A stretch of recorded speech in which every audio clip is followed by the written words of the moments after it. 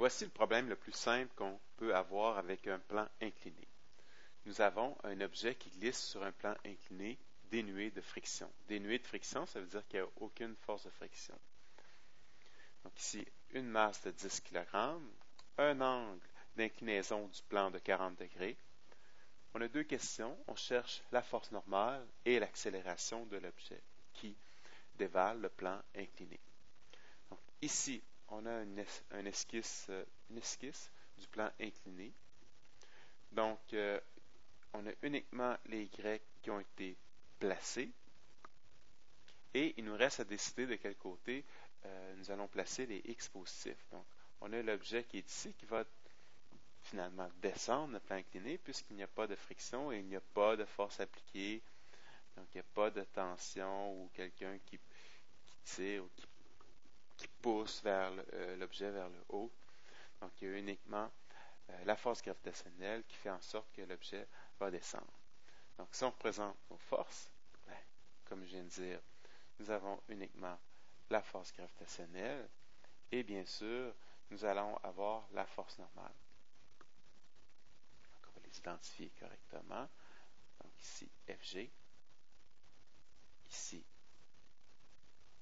la force normale. Donc, de quel côté nous allons placer notre axe des X positifs?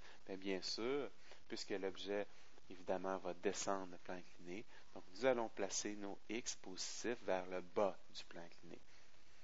Donc, ça va être beaucoup plus simple de procéder de cette façon-là. Pour ce qui est des composantes de Fg, donc nous avons la composante ici en Y et la composante ici en X. Donc, maintenant, dans notre tableau de force, X, Y, donc les forces présentent Fg et la force normale. Pas de force de friction, pas de force appliquée. Donc, les deux forces ensemble vont nous donner la force résultante. Là, on peut regarder pour la force résultante. On sait que c'est 0 en Y, puisque l'objet il se déplace uniquement en X. Il n'y a pas d'accélération en Y. L'objet ne part pas dans les airs de cette façon-là. Donc, il glisse vraiment uniquement en X. Ensuite, pour ce qui est de la force normale, on peut voir qu'elle est orientée uniquement vers les Y. Donc, en X, c'est 0. Pour ce qui est de Fg, qu'est-ce qu'on doit faire? C'est m fois g fois sinus de θ. Donc, qu'est-ce qu'on obtient?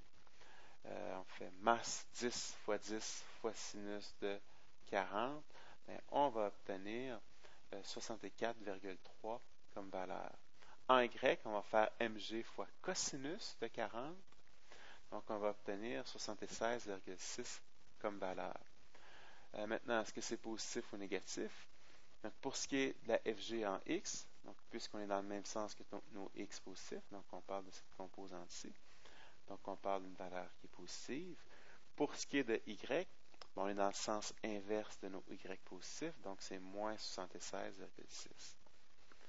Donc, là maintenant, on peut déterminer la force normale. La force normale, tout simplement, elle doit équilibrer la Fg.